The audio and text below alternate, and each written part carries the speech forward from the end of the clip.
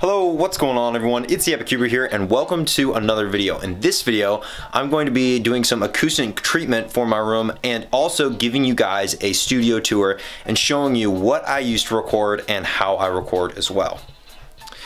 But first things first, I actually got a whole lot of foam padding here and I'm going to use that foam padding to place it on my wall and to absorb a little bit of the reflection of the audio that comes on and off when I'm speaking so that the audio quality in my videos will actually get a little bit better.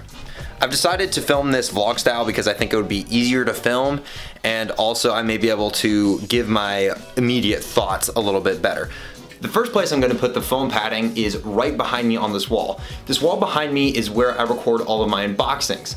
So all of the audio that I do right there should be improved because there won't be the reflection of it coming off the wall and back into the microphone. I'm going to put some of my foam padding there. I have 24 pieces in all, so I'll have a little bit extra. What I'm going to do with the extra is I'm going to put where I record my reviews and the audio for that.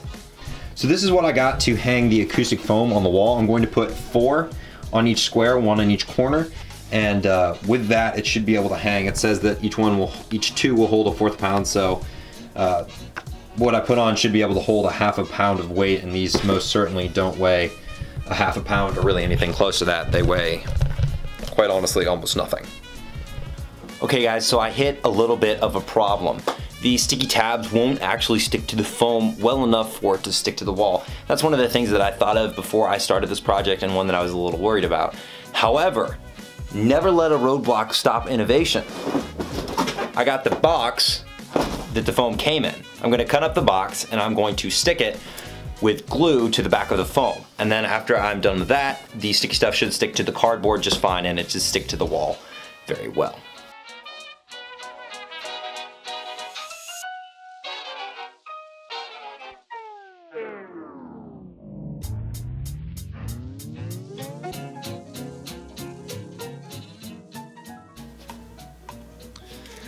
The next problem that I'm facing is I'm really not sure if this glue will be able to stick to the foam as well.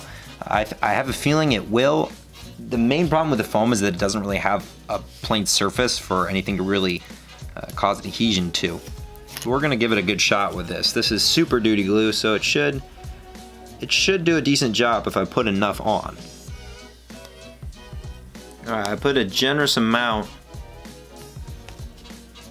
on the back of this piece of cardboard. See if this will work. Alright, we're gonna just put it here and let it adhere to the foam. Hope that it'll stay. I'm not super optimistic about it. I might have to order something. Yeah, there's no way that's gonna stay. That's gonna come right off. Well, that's a rotten shame. Alright, so it is now the next day. My cardboard idea did not work, unfortunately, because the glue would not stick to the foam, which is another thing that I was worried about. So on to plan 3. Thankfully, plan 3 is working. As you can see, I actually got one of the foam pads onto the wall. And how I did it was I got some contact cement, and I put a little bit of contact cement on one side of the foam and then a little bit on the little adhesion strips that I have as well. And then I let those dry and then I put those together, and that way those little strips wouldn't come off of the foam and I could use the other side to stick it to the wall. So that is the strategy that I'm going to be going with. I just have to duplicate what I did with this 20 more times.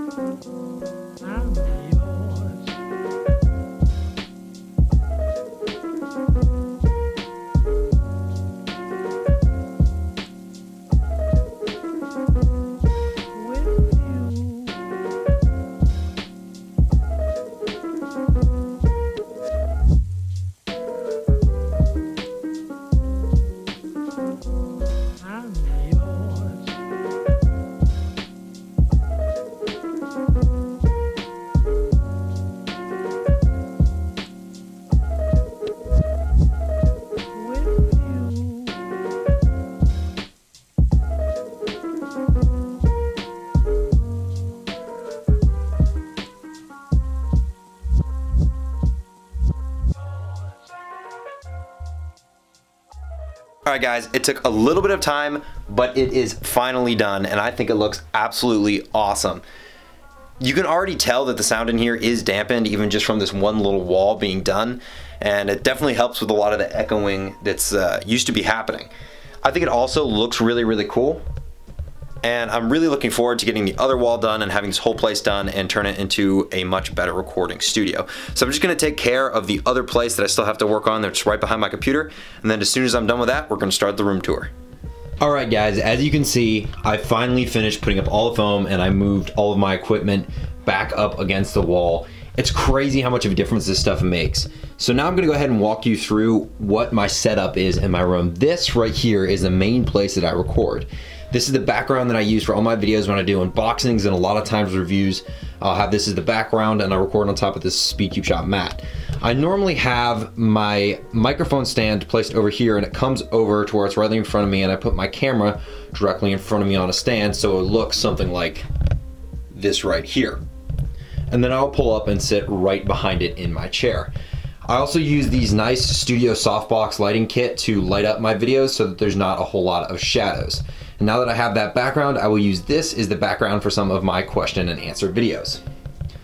Moving from this corner to the right of the room, you can see that I have a couple of cool pictures that my girlfriend made. And then over even farther, I have a little bit of a TheEpicCuber logo on the wall that I put there a long time ago. There's not a lot in that dresser, just actually a bunch of old stuff. And then over here is my main cube collection and where I edit all of my videos. So on my farthest leftmost dresser, I have my camera equipment and audio equipment. I'm using the Canon T7i to record all of my videos right now. I also have the T3i, the Canon Vixia HFR62. I use for audio the Audio-Technica AT2020. I used to use the Blue Snowball. That's a really good starting microphone, and if you guys are looking for improved audio quality in your videos but you don't have a big budget, I would actually really recommend that.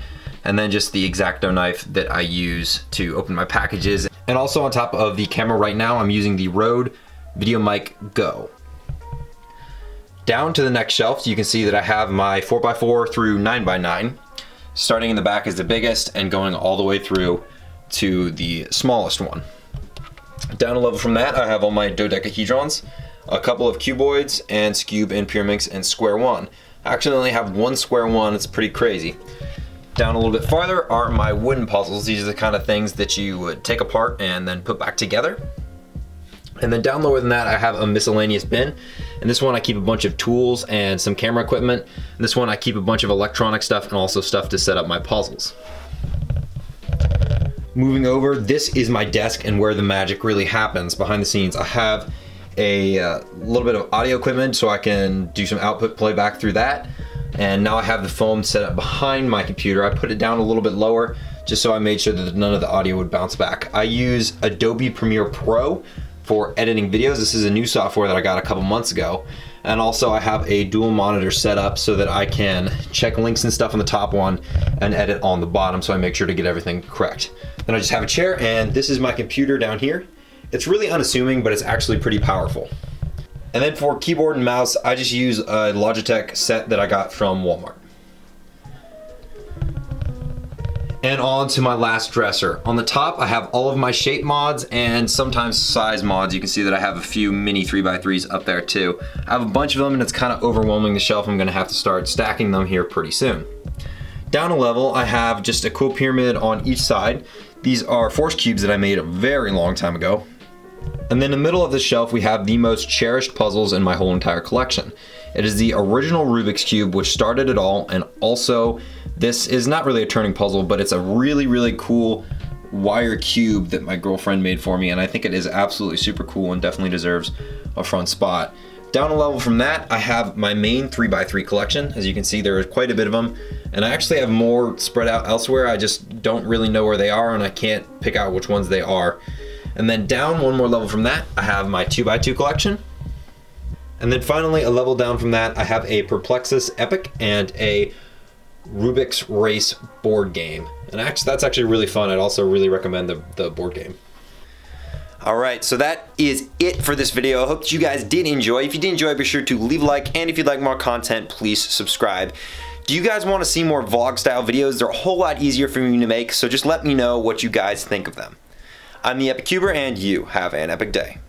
Bye.